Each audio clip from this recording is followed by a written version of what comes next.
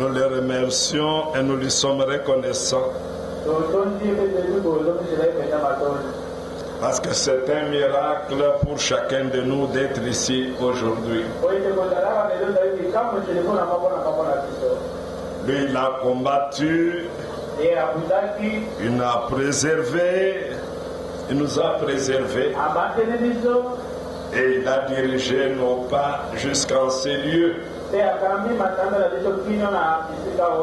Parce qu'il est écrit, il n'est pas donné au juste de diriger ses pas.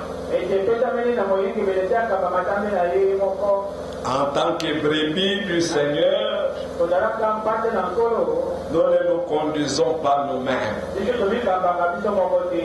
Si une brebis arrive à vouloir se conduire, elle sera dévorée par le loup. Parce que la brebis ne connaît rien. La bête la plus faible.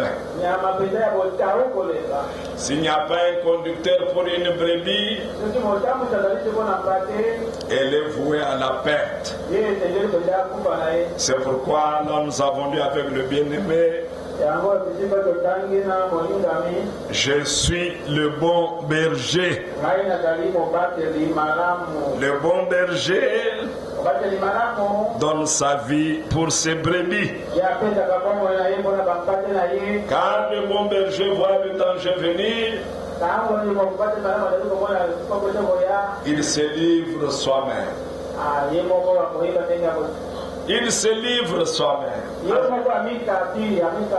pour préserver la vie de la brebis. Donc nous devons nous sentir dans cet état-là chaque jour. Que nous marchions et à côté de nous et en nous, nous avons un protecteur. Le frère Trésor venait de me donner un témoignage. Hier soir, rentrant à la maison, comme l'avenue Kassavou était bouchée, le chauffeur a précédé prendre 24, puis prendre le boulevard. Comme il était déjà 21h30, imaginez-vous quel est l'état du chauffeur qui doit aller retourner le véhicule d'autrui, qui craint qu'on le prenne par les policiers. Alors le chauffeur ne pouvait écouter aucun conseil.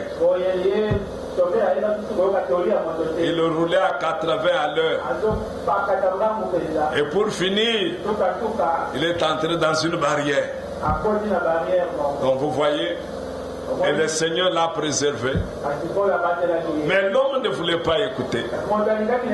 Mais il y avait une remorque pleine de boissons à côté d'eux. Il a vu avec retard la barrière. Il pouvait tenter de prendre ni la gauche ni la droite. Donc c'est la main de Dieu. C'est la main de Dieu. C'était un accident tout fait. Alors il y a quelqu'un. Il y a un berger qui s'appelle soi-même le bon berger. Et il a donné sa vie. Il ne la donnera pas encore. Il l'a déjà donné pour ses brebis. C'est pourquoi il en prend soin. Et voilà qu'il est allé se placer au trône de grâce. Pourquoi faire? Pour que chaque fois que la brebis va pécher, que lui prenne la charge d'intercéder. Ah, quel merveilleux berger! Merveilleux sacrificateur qui tout le temps, pendant que le diable t'accuse, lui dit au Père, non, il a cru au sacrifice, il a cru au sang, pardonne. Alors mes bien-aimés, nous pouvons prendre Exode 23. Nous prenons Exode 23. Nous prenons le verset 20.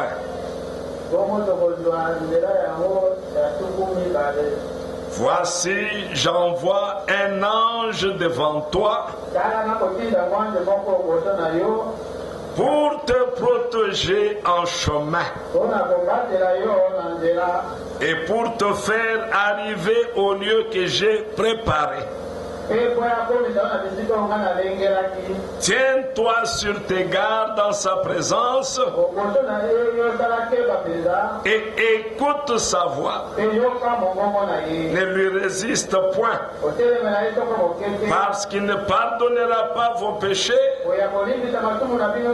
car mon nom est en lui. Mais si tu écoutes sa voix et si tu fais tout ce que je te dirai, je serai l'ennemi de tes ennemis et l'adversaire de tes adversaires. Mon ange marchera devant toi et te conduira chez les Amoréens,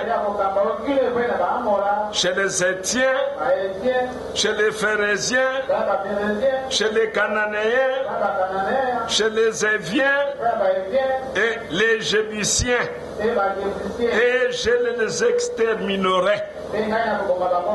Que Dieu bénisse la lecture de sa parole. Nous pouvons nous asseoir.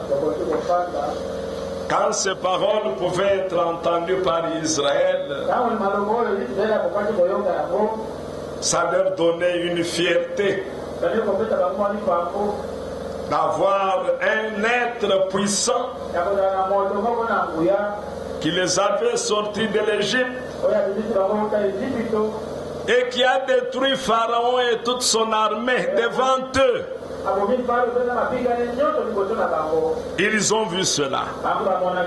Comment les chars ont été engloutis dans la mer. Ils pouvaient être reconnaissants à celui-là même qui les avait sortis de l'Égypte, où ils étaient esclaves. Ils n'avaient pas de droit. Donc ils ne pouvaient faire que ce que leur maître disait. Et même il les interdisait d'adorer leur Dieu. Alors Moïse dit au Seigneur, si nous devons partir d'ici, tu dois nous donner quelqu'un avec qui nous irons. Imaginez-vous, ils devaient traverser le désert dans un endroit où ils n'ont jamais été. Ils ne connaissaient pas le chemin. Il fallait qu'ils aient quelqu'un qui pouvait les conduire jusqu'à arriver en Canaan. La destination, c'était Canaan. Ils avaient seulement appris que Dieu a promis à notre ancêtre Abraham, je donnerai cette terre à ta postérité.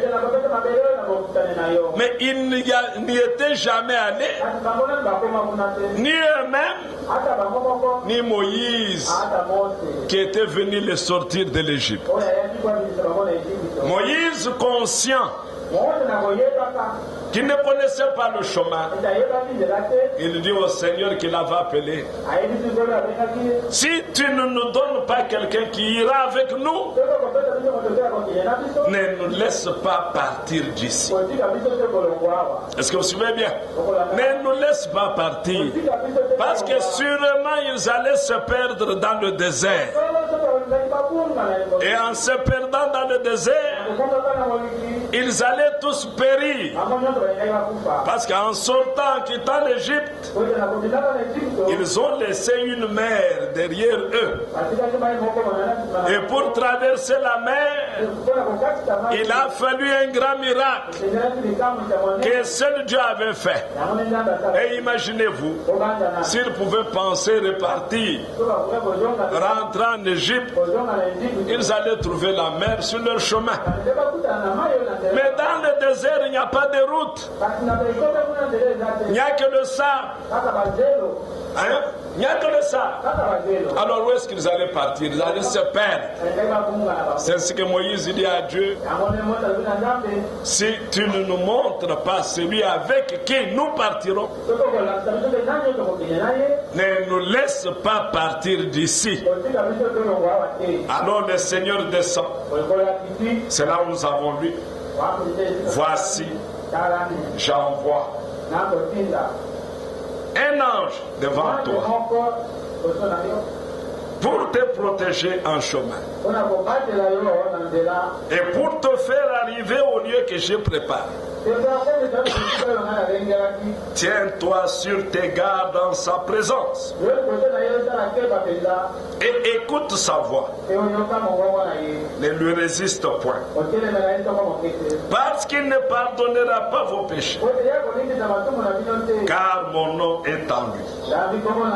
Mais si tu écoutes sa voix et si tu fais tout ce que je te dirai, je serai l'ennemi de tes ennemis et l'adversaire de tes adversaires. Mon ange marchera devant toi et te conduira. Mais il va les conduire sur tous les obstacles qui se présenteront. Tout ce qu'il est en train de me démontrer là, c'était des peuples hostiles à Israël qui pouvaient le faire disparaître en quelques minutes.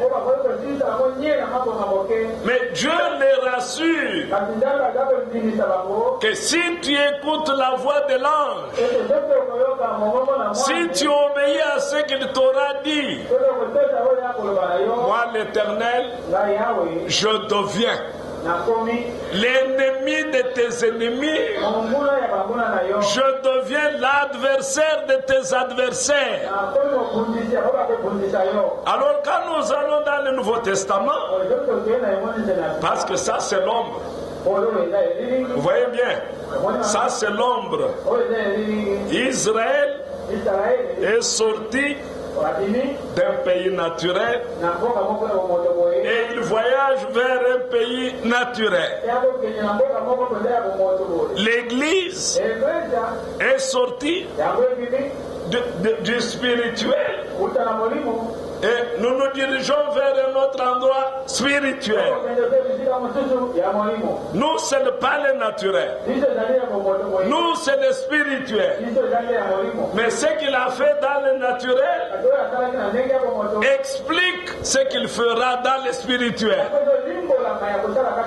C'est que Israël était son peuple en Égypte. Je parle doucement pour que ça reste. Israël en Égypte était son peuple. Israël à la sortie devient son assemblée. Ceux qui ont été appelés à sortir hors d'eux. Pendant que nous tous ici, nous étions dans le monde, nous appartenions au Seigneur. Tu n'es pas au Seigneur aujourd'hui. Nous l'appartenions déjà. Mais au temps marqué, il est descendu, il t'a fait sortir. Il m'a fait sortir de là où nous étions pour que nous devenions une assemblée. C'est clair. Maintenant, Israël est l'ombre des choses à venir. Maintenant, l'Église, elle aussi devait sortir Mais imagine-toi que tu dis seulement que Dieu m'a appelé. Maintenant, tu vas te conduire toi-même. Tu iras. Quelle écriture vas-tu comprendre? Qu'est-ce que tu vas recevoir? Tu vas t'embrouiller toi-même. C'est pourquoi vous voyez les dénominations s'embrouiller. Lorsque tu sors des dénominations, lorsque je sors du monde, absolument je dois avoir un conducteur. C'est pourquoi le Seigneur dit, le Saint-Esprit, l'Esprit de vérité, quand il viendra, il vous conduira dans toute la vérité. Sans lui, tu vas interpréter ces Écritures. Tu vas créer toi-même un troisième testament. Vous suivez bien? Tu vas toi-même dire des choses qui t'arrivent. Jésus est déjà venu. Oui. Quand vous entendez quelqu'un dire comme ça, comprenez carrément qu'il n'a pas eu la grâce que vous avez eue. Parce que s'il a reçu la grâce, le Seigneur lui-même, le grand Saint-Esprit, les conduira dans toute la vérité. Si quelqu'un n'est pas conduit dans la vérité, c'est la preuve que le Saint-Esprit n'est pas son conducteur. Soit il se conduit lui-même, soit c'est la dénomination qui les conduit. Mais dans le livre de Jean, au chapitre 16, donc nous apportons ce sujet parce que l'Écriture dit, vous connaîtrez la vérité et la vérité vous affranchira. Quand tu connaîtras cette vérité, tu seras réellement libre. Tu auras la fierté d'être un chrétien. Parce que Dieu, lorsqu'il apporte la délivrance, c'est une délivrance complète. Dieu ne peut pas venir pour te délivrer, le faire à moitié. Non. Dieu n'est pas l'auteur des œuvres inachevées. Les œuvres que Dieu commence, lui-même les achève. C'est pourquoi l'Écriture dit, c'est lui qui a commencé cette œuvre en vous, lui-même l'achèvera. Donc quand il commence, il s'agit que lui commence. Pas toi, pas moi. Que lui commence l'œuvre à nous. Et dès qu'il a commencé l'œuvre à nous, il amènera l'œuvre à l'achèvement. Alors là, nous avons la paix.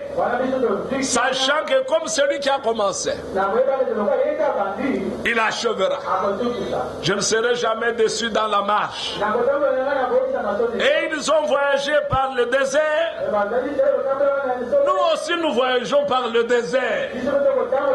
Nous rencontrons aussi des difficultés. Nous rencontrons des obstacles. Mais les obstacles que nous rencontrons, souvenons-nous qu'il y a quelqu'un qui a dit, je ne vous laisserai pas orphelin. Là c'est dans le livre de Jean. Nous pouvons lire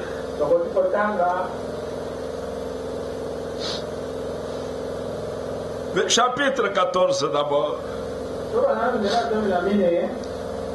verset 15. Si vous m'aimez, gardez mes commandements. Et moi je prierai le Père, et il vous donnera un autre consolateur, afin qu'il demeure éternellement avec vous. Donc le consolateur ne te laissera pas seul. Est-ce que vous suivez bien? Le consolateur ne te laissera pas seul. Si le consolateur a habité dans ton âme, c'est lui qui te dira avec une douce voix, ne fais pas ceci, ne fais pas cela. Si tu cherches à t'imposer, lui créera une solution pour que tu ne tombes pas. Oui. Il fera quelque chose. Il peut même te briser la jambe pour que tu restes longtemps à la maison, pour que tu ne puisses pas aller pécher. Il va faire cela pour que tu apprennes à rester calme. Mais ici il dit au verset 16, et moi je prierai le Père et il vous donnera un autre consolateur afin qu'il demeure éternellement avec vous. Ce consolateur-là, il est dit lui-même, l'esprit de vérité que le monde ne peut recevoir parce qu'il ne le voit point et ne le connaît point. Mais vous les connaissez, car il demeure avec vous et il sera en vous. Je ne vous laisserai pas orphelin,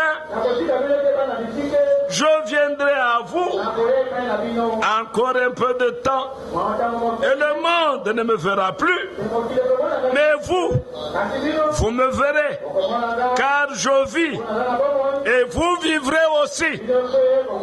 Vous voyez maintenant ce qu'il avait fait avec Israël. Il ne les a pas laissés partir seuls.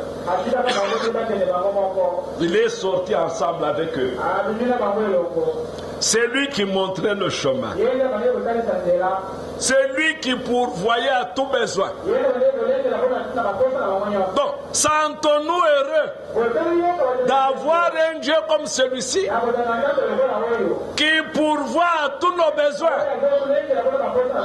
Cessons de nous débrouiller. Il y a quelqu'un qui a pris la charge de nous conduire et de prendre soin de nous. C'est pourquoi Jean a dit, celui qui est en vous est plus grand que celui qui est dans le monde. Donc, tu dois être rassuré que ton ennemi automatiquement devient son ennemi. Ton adversaire devient automatiquement son adversaire. Même là où vous vendez au marché, là où vous êtes dans des bureaux, soyez calme. Vous avez quelqu'un. Quand quelqu'un s'annonce étant ton adversaire, il va le rencontrer. Quand quelqu'un se présente étant ton ennemi, il le verra sur ton chemin. Alors malheur à celui qui se présente à toi comme ennemi. Malheur à celui qui devient ton adversaire. Frère bien-aimé, nous devrions être conscients et en paix, parce qu'il y a quelqu'un qui a juré de se faire ennemi de tes ennemis, adversaire de tes adversaires. Et il dit, il affirme, je ne vous laisserai point orphelin.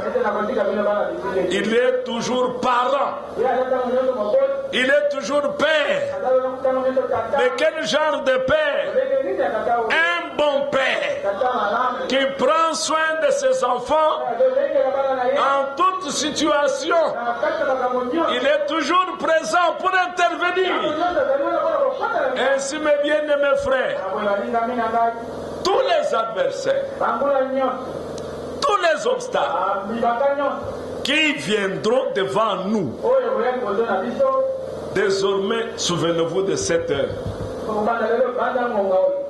Chaque fois que tu as quelque chose, obstacle devant toi, arrête-toi. Souviens-toi de cette écriture. Dis-lui, tu as dit, tu seras ennemi de mes ennemis. Tu seras adversaire de mes adversaires. Voilà l'obstacle devant moi. Entre sur scène. Appelez-le sur scène. Vous verrez la chose changer. Mais c'est souvent parce que nous oublions que nous avons une promesse, que nous sommes en train de pleurnicher. Mais si nous pouvons nous souvenir qu'il y a une parole qui me console, je vais m'y accrocher, et en restant accroché à la parole, sa parole ne faillit jamais. Sa parole ne faillira jamais. Avant de penser à papa, à maman, à l'oncle, au grand frère, qu'il intervienne, il y a un plus puissant que papa, un plus puissant que maman, un plus puissant que père. C'est notre Seigneur, qu'il prenne la chose à main. Je vous dis vrai, vous le verrez. Il ne peut pas faillir. Et sa parole ne faillira jamais. Il a juré, moi je serai avec vous.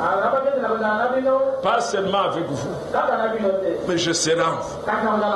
C'est une promesse merveilleuse. Nous l'avions dit dimanche. Pour préserver Jésus à toute chute.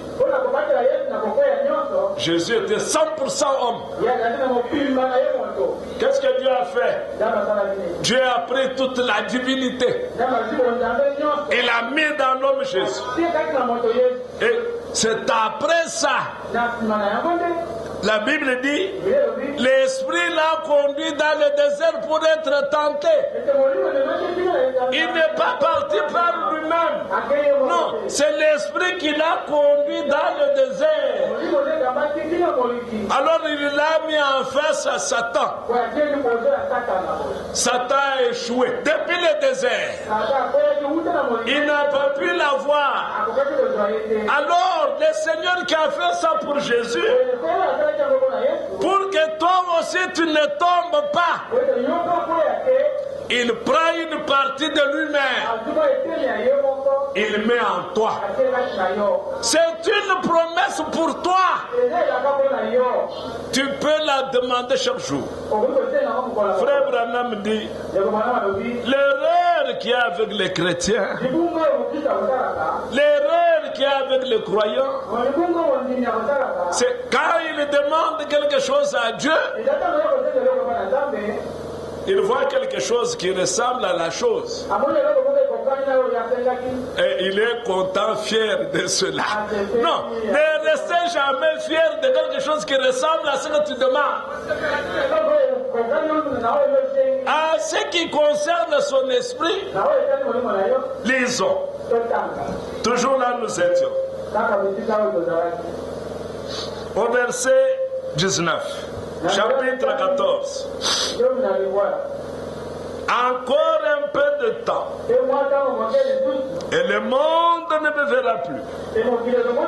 Mais vous me verrez. Car je vis et vous vivrez aussi. Maintenant écoutez. En ces jours-là, vous connaîtrez que je suis à mon Père, que vous êtes à moi et que je suis en vous. Ça, c'est une des grandes expériences. Alors, quelle que soit la chose qui peut approcher, qui peut ressembler à cela, parce que je veux vous dire, la puissance de Dieu est illimitée. Amen. Nous n'aurons jamais assez de puissance que lui avait. Et ne te contente pas de ce que tu as déjà. Demande plus. Ne t'arrête pas aux expériences que tu as déjà. Demande plus d'expérience. Parce que Dieu n'est pas un rite. Dieu est inhabituel. Il agit selon qu'il le sent et qu'il le veut. Il te fera découvrir les choses que jamais tu as vues, jamais tu as entendu, des choses glorieuses. Alors, si tu as déjà quelque chose de divin en toi, demande plus. Ne te contente pas de ce que tu as. Non, désire plus. Tu peux aussi dire, Seigneur, donne-moi la foi, plus que celle qu'avait Tabitha. Donne-moi la foi, plus que celle qu'avait Marie, ta mère. Oui, parce qu'elle n'avait pas toute la foi. Elle a cru à la parole qui lui avait été adressée. Mais Dieu peut t'en donner autant. Oui. Dieu ne s'est pas limité à la foi, à la dose de foi qu'il avait donnée à Marie. Dieu a donné la puissance du Saint-Esprit à Pierre. Mais tu peux dire à Dieu, donne-moi tel que tu avais donné à Pierre, tel que tu avais donné à Paul. Je le mérite moi aussi pour vivre les mêmes expériences. Ne nous limitons jamais au niveau où nous sommes déjà. Nous disait Paul. Il dit, mais je me bats toujours. Ce n'est pas que je suis déjà arrivé. Même Paul, avec tout ce qu'il avait, il dit, je ne suis pas encore arrivé. Mais nous ne nous sommes même pas arrivés au niveau de Paul. Et nous restons dormis. Non, c'est lui qui nous conduit jusqu'à ce qu'un jour, ne réservez pas ça seulement à William Branham. Que toi aussi tu le rencontres, qu'il te parle, oui, qu'il te rassure, que tu es à moi. Amen. Oui, ça augmente plus de foi les expériences que nous faisons avec notre Dieu. Après la traversée du désert, Israël se retrouve quelque part. Ils n'ont pas d'eau à boire. Mais Dieu dit à Moïse, écoutez un peu, frappe les rochers. Il leur donnera des eaux. Les rochers que Moïse frappait n'étaient pas dans la vallée, étaient sur une montagne. L'eau va sortir des rochers au sommet de la montagne. Le peuple boira, les brebis boiront aussi, et vous aurez assez d'eau. Imaginez-vous, mes frères, dans le désert, là où il n'y a rien, Dieu amène quelque chose.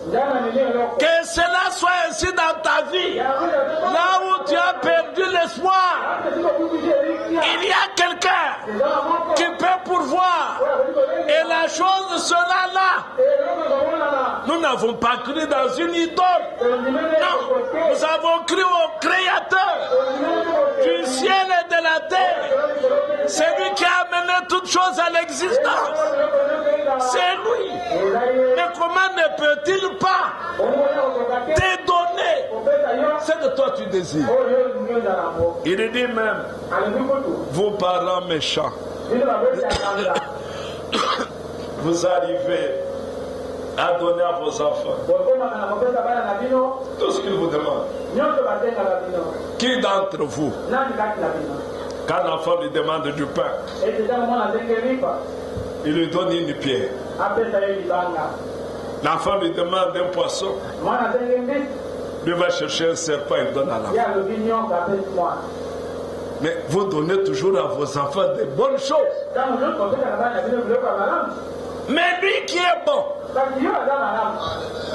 lui qui est bon, et Jésus a dit, il n'y a de bon que Dieu seul. Mais lui qui est bon, mais c'est comme ça que nous devrions nous présenter à lui. Toi qui es bon, regarde ma situation. Mais il doit intervenir parce qu'il est bon. Amen. Parce qu'il a pris la charge de nous sortir du monde. Et il a pris la charge de marcher avec nous. Et il est toujours devant. Quand toi tu rencontres l'obstacle, sache que lui qui est devant toi avait déjà vu l'obstacle. C'est lui qui t'a conduit vers l'obstacle. Ne te vois pas déjà un échec. Non, non. Certes, l'homme en naissant est un échec. Oui, l'homme est un échec. En naissant, il est un échec. Mais pendant la marche, en tant que croyant, il y a quelqu'un invisible qui est devant toi. En tant que brebis, si nous le sommes réellement, la brebis n'est conduite que par le berger. La brebis ne marche pas seule. Mais bien aimé, Dieu veut en tout temps, à chaque occasion, si tu as une pensée à faire, c'est à penser à lui de ce qu'il peut faire pour toi. Il veut que nous soyons totalement occupés à penser à lui, à son œuvre, à ses enfants, à ce qu'il entreprend. Là vraiment tu l'invites à marcher pas à pas avec toi. Alors mes bien-aimés, j'insiste là-dessus. En tant que croyants, nous ne sommes pas des demi-croyants. Amen. Nous ne sommes pas des demi-croyants. Parce que Dieu ne fait pas des demi-croyants. Si tu veux être demi-croyant, c'est toi-même. Tu veux être demi-ministre, c'est toi-même. Mais si tu es ministre, appelé de Dieu, tu es un ministre complet. Tout ce qu'il te faut pour le ministère, Dieu le place en toi. Oui. Alors en tant qu'enfant de Dieu, dans la marche, nous devons toujours nous souvenir. Il y a quelqu'un. Je ne suis pas seul. Mais pour que vous sachiez que vous n'êtes pas seul, il a dit ici, vous connaîtrez que je suis dans le Père et que moi je suis en vous. C'est une expérience que chacun de nous doit faire. Il faut lui demander, toi qui es bon, toi qui donnes de bonnes choses, viens et demeure dans mon âme, viens et demeure en moi, afin que tu deviennes le roi de mon cœur, que ça soit toi qui me dirige, que ça soit toi qui me conduis. Alors, quand je suis rassuré, quand tu es rassuré que tu es avec lui, tu ne peux pas envisager un échec. Tu iras de victoire en victoire. Parce que tu sais, comme Israël, regardez, quand Israël est arrivé à Jéricho, un très bel exemple. Jéricho avait des murs. Le volume du mur, un char pouvait passer dessus. Mais Dieu qui leur avait dit, je serai ennemi de vos ennemis, adversaire de vos adversaires. Vous n'allez pas combattre. C'est moi qui vais combattre. Vous obéissez seulement. Tournez la ville. Ça paraît comme quoi? Une folie. Une folie. Vous allez tourner la ville pendant 7 jours. Au 7e jour, vous la contournez pendant 7 fois. À la 7e fois, criez seulement. Quand ils ont seulement crié, le mur lui-même s'est défait. Imagine-toi, tu as une grande armée. On vient t'attaquer par quelqu'un qui est faible. Mais subitement, tu vois les dépôts d'armes prendre feu. Là où tu avais mis toutes les armes, les flammes sont là. Même si celui qui vient t'attaquer est un seul, toute la ville s'en ira en fuite. Oui. Mais qu'est-ce qui le fera résister devant toi? Quelle est la force que cet homme a pour que les murs tombent? Bien-aimé, ça c'est l'ombre. Mais la réalité, c'est ce que Dieu veut faire avec toi. Chaque fois que tu seras devant un obstacle, souviens-toi d'abord, il y a quelqu'un, le plus fort, celui dont la Bible dit le tout-puissant, le tout-suffisant. Il est là avec toi. Le danger qui est devant toi, commence par le minimiser, parce que la force qui est derrière toi est plus forte, et que l'ennemi ne pourra pas résister. Il a fait une promesse: je ne vous laisserai pas seul. Nous pouvons nous sentir ce soir que nous ne sommes pas seuls. Pas seulement nous ne sommes pas seuls, mais nous sommes des vainqueurs. Oui, tout ce qui se présentera, mets-toi en tête. En définitive, la victoire est de mon côté. Mais il y a une chose, c'est 1 Jean 5. Je crois que c'est par là qu'on va arrêter aujourd'hui. 1 Jean chapitre 5.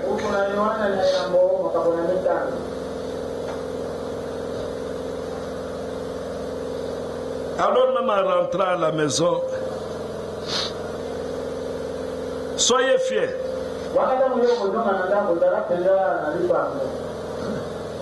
Il n'y a personne qui est plus fort que toi. Non. Il n'y a personne.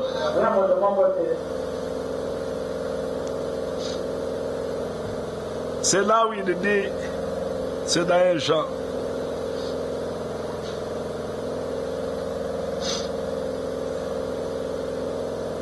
Si nous disons que nous n'avons pas péché, si votre cœur ne vous condamne, qui a l'écriture? Prédicateur.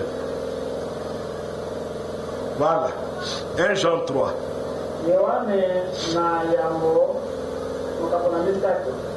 Commençons par le verset 18.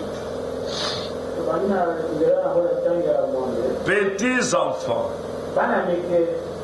n'aimons pas en parole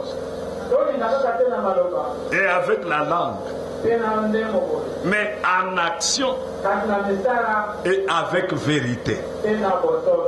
Par là, nous connaîtrons que nous sommes de la vérité et nous rassurerons nos cœurs devant lui. Car si notre cœur nous condamne, Dieu est plus grand que notre cœur et il connaît toutes choses. Bien-aimés, si notre cœur ne nous condamne pas, Nous avons de l'assurance devant Dieu. Maintenant, quelle est cette assurance-là? Verset 22. Quoi que ce soit que nous demandions, nous le recevrons de lui, parce que nous gardons ses commandements et que nous faisons ce qui lui est agréable. Nous avons vu avec Israël, mon ange sera devant vous. Il n'acceptera pas la contestation. Vous allez l'obéir. Ici, le Seigneur montre par sa parole que si nous n'avons pas de péché inconfessés, nous n'avons pas la victoire. Est-ce que vous suivez bien? Nous n'avons pas la victoire. Tant que mon cœur me condamne, quand je veux me mettre en prière pour demander telle ou telle chose à Dieu, mais mon cœur me condamne sur ce que moi je fais, que je laisse d'abord l'offrande, que je répare, que j'ôte la charge qui est dans le cœur. Par la confession, par la repentance, que je m'en débarrasse. Vous voyez qu'il y a quelque chose qui puisse empêcher que notre prière ne soit pas exaucée. C'est un péché inconfessé. Frère Branham était devant un homme déjà âgé. Sa vie n'allait pas bien. C'était un catholique. Mais cet homme-là, pendant qu'il était parmi les jeunes gens qui travaillent à l'église catholique, les sacro-saints, vous les connaissez, les petits, il avait fait quelque chose là-bas. Il a grandi. Mais maintenant, il avait une situation difficile qui ne se décantait pas. Quand Dieu descend, il donne cela à William Branham. Il lui pose la question. Quand tu étais parmi les garçons de messe, regarde ce que tu avais fait. C'est ce qui est à la base de ce que tu as aujourd'hui. Seulement ça, c'est ce que Dieu t'a. Il dit, mais c'est seulement ça qu'il me montre ici. Tu répares ça. Répare ça. Et la solution sera là. Tu peux te dire, non, là j'étais encore enfant. Mais Dieu n'a pas aimé cela. Parce que l'Écriture dit, Dieu ne laissera aucun péché impuni. Disons Amen. Dieu ne laissera aucun péché impuni. Chaque péché a son salaire. Pour arrêter que Dieu ne te frappe, que Dieu ne te punisse, que Dieu ne refuse d'exaucer tes prières, si tu as quelque chose qui te condamne, pas quelqu'un qui vient te condamner, non, en toi-même, tu sens que j'ai mal âge. Non, là, j'ai mal âge. Répare la chose. Maintenant, présente-toi devant Dieu. Tu auras la solution. C'est ce que l'Écriture dit. Si ton cœur te condamne, Dieu est plus grand que ton cœur. Déjà, si mon cœur me condamne, c'est que Dieu condamne. Oui, Dieu condamne. Mais si je n'ai pas de condamnation devant Dieu et que je me mets à prier, je recevrai la chose même que je lui ai demandé. C'est ça l'écriture. Il y a des choses que nous ne recevons pas des fois parce que nous ne voulons pas réparer. Nous ne voulons pas confesser. Nous sommes habitués à commettre. Ne dites pas que c'est un petit péché. Il n'y a pas de petit et de grand. Le péché s'appelle le péché. Alors quand je sens dans mon cœur que ce que j'ai fait a attristé Dieu, il faut que le Seigneur m'assiste afin que je mette la chose en ordre. C'est pourquoi des fois quand quelqu'un vient, il dit mais tout ce que je fais ne réussit pas. Dans la causerie, nous abordons certains points pour voir s'il ne peut pas se retrouver quelque part.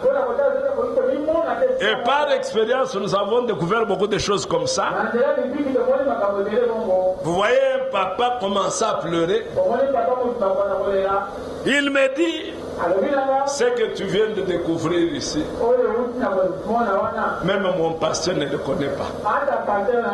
Même mon pasteur ne le sait pas. Je ne l'ai jamais dit à quiconque. Je comprends que Dieu est ici. Et on a prié pour lui. Il a eu la solution. Mais bien aimé, il y a quelqu'un qui marche avec chacun de nous. Mais chaque fois que nous marchons, quand nous commettons un péché, lui est triste. Mais il est là avec toi. Il est triste. Il veut quoi? Que tu répares la chose. Amen. Que Dieu vous bénisse.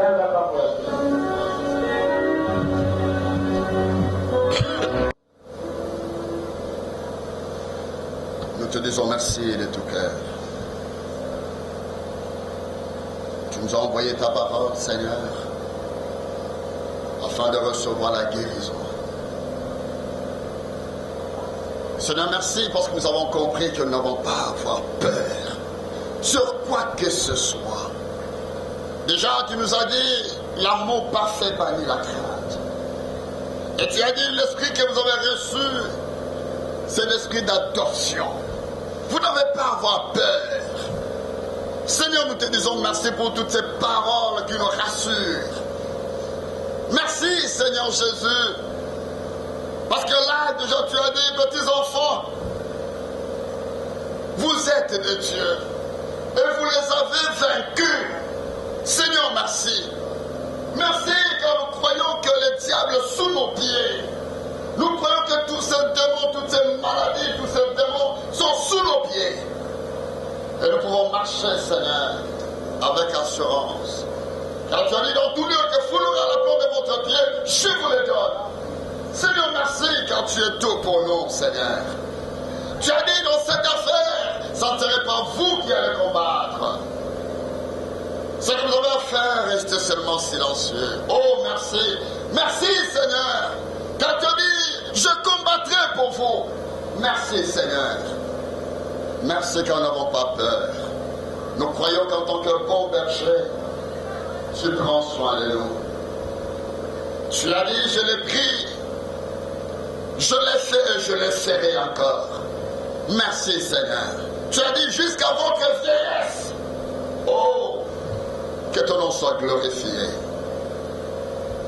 Merci pour toutes ces paroles. Rends-nous la vie selon cette parole, Seigneur. Que nous puissions marcher la tête haute, sachant que nous avons la victoire avec nous, Seigneur. Quand tu as dit, celui qui est en vous est plus grand que celui qui est dans le monde. Merci, Seigneur. Alors, qu'est-ce qui nous sépare de ton amour? Sera-ce la mort, les difficultés? Non, Seigneur. Non. Nous te disons merci. Merci pour cette assurance. Merci. Puisses-tu bénir ton serviteur que tu as utilisé encore aujourd'hui? Puisses-tu répondre avec satisfaction aux besoins de ton peuple qui est là, présent, Seigneur? Et puisses-tu nous être favorable dans le chemin de retour, sur le chemin de retour? Nous avons besoin de toi. Merci car tu as dit, l'ange du Seigneur Quand peux-tu te tourner fou? Il vous arrache du danger. Merci Seigneur. Merci. Du début à la fin, il n'y a qu'assurance. N'avons pas à avoir peur. Merci. Merci Seigneur. Seigneur, bénis ce guide. Seigneur, bénis ses offrandes. Au nom de Jésus, nous t'avons supplié. Amen. Que Dieu vous bénisse.